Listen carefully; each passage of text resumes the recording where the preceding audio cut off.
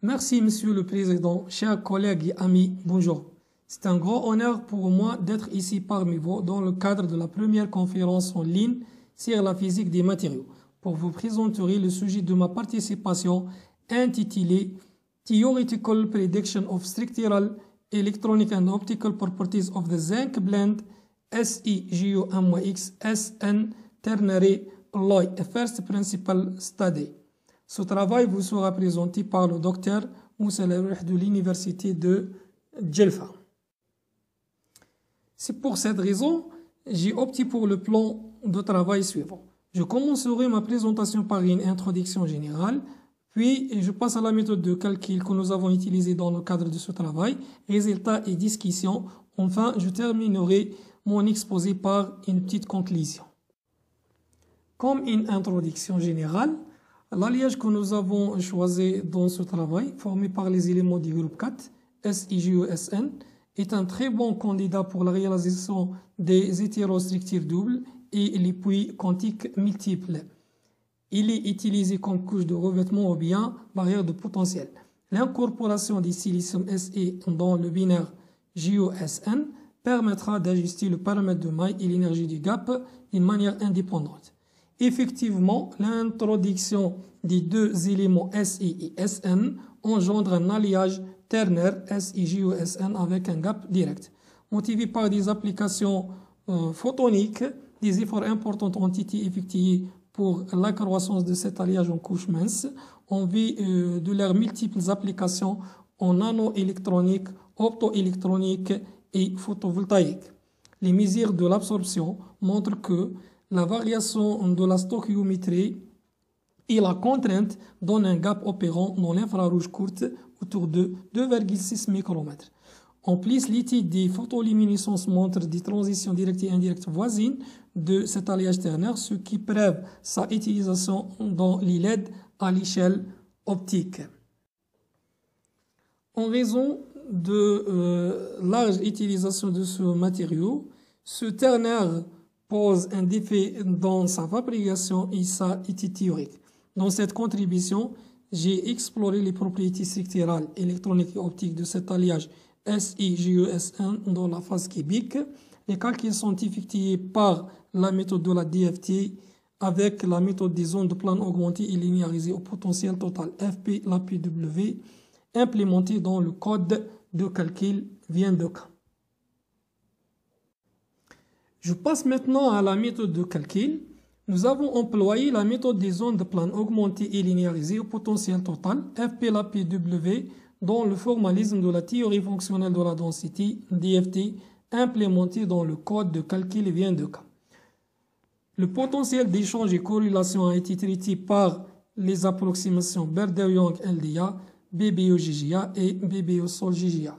Ces approches sous-estiment les valeurs des gaps. Ce problème a été rapidement réglé avec l'apparition de la nouvelle approche TB-MBJ.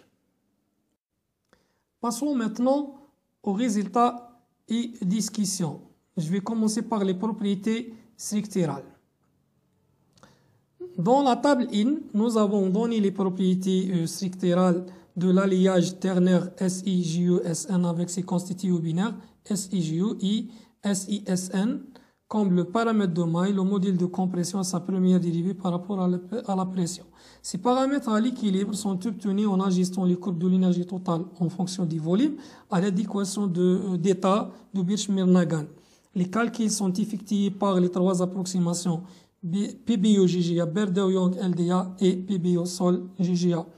Les résultats que nous avons obtenus sont comparés uniquement avec la théorie car aucune valeur expérimentale n'a été trouvée jusqu'à présent. Dans la figure IN, nous avons présenté le paramètre de maille et le modèle de compression de l'alliage ternaire en fonction de la composition. Les deux paramètres varient de façon non linéaire avec la composition. Cette variation est régie par les équations IN et 2 montrées à gauche de la figure IN. On constate une faible déviation des paramètres de maille A donnés par des faibles valeurs de B.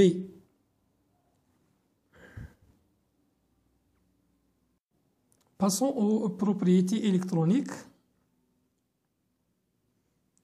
Dans ce tableau, nous avons donné les valeurs des énergies de gap direct et indirect obtenues par les deux approximations PBE-GGA et TB-MBG. Les valeurs des gaps sont nettement améliorées par la dernière approximation. Exception de quelques valeurs théoriques des gaps trouvées pour les binaires, aucun d'autre résultat théorique ou bien expérimental trouvé pour les alliages ternaires.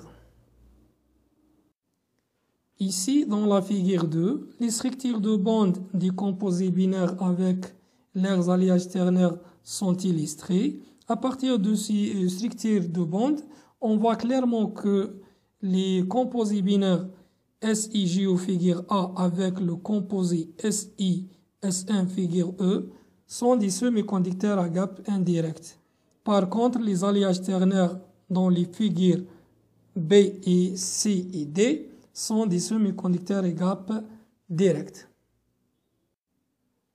La dernière partie de ce travail est dédiée aux propriétés optiques. Comme il est montré dans ce tableau numéro 3, nous avons calculé la constante diélectrique epsilon oméga avec l'indice de réfraction des matériaux étudiés par la méthode FP-LAPW et avec d'autres modèles théoriques et empiriques largement utilisés dans la littérature, un accord raisonnable a été observé avec eux. Dans cette figure, nous avons présenté les courbes de la partie réelle, figure A, partie imaginaire, figure B, et l'indice de réfraction, figure C, en fonction de l'énergie des photons incidents pour les valeurs constantes de la concentration X. En général, quand on change la composition de 0 à 1 par un pas de 0,25, les spectres optiques se décalent vers les énergies les plus basses avec une faible réduction dans leur amplitude. Comme conclusion, le paramètre de maille et le module de compression varient de façon non linéaire avec la composition. Cette faible déviation par rapport à la linéarité se justifie par un faible paramètre de Boeing égal 0,09, moins 0,1 et moins 0,08 obtenus par les approximations PBE-GGA, Berdeu-Yang LDA et PBE-Sol-GGA respectivement. Deuxièmement, le calcul des structures de bande par la méthode TB-MBG sont plus exacts que celles obtenues par la méthode PBE-GGA. Les binaires SIGO et SIS1 sont des semi-conducteurs à gap indirect, tandis que les ternaires sont des semi-conducteurs à gap direct. Les spectres de la partie réelle et imaginaire avec l'indice de réfraction se décalent vers les basses énergies avec une faible réduction dans leur amplitude lorsque la composition X augmente de 0 à 1. Dans cette slide, nous avons représenté les références bibliographiques que nous avons utilisées dans ce travail. Et finalement, je vous remercie pour votre attention.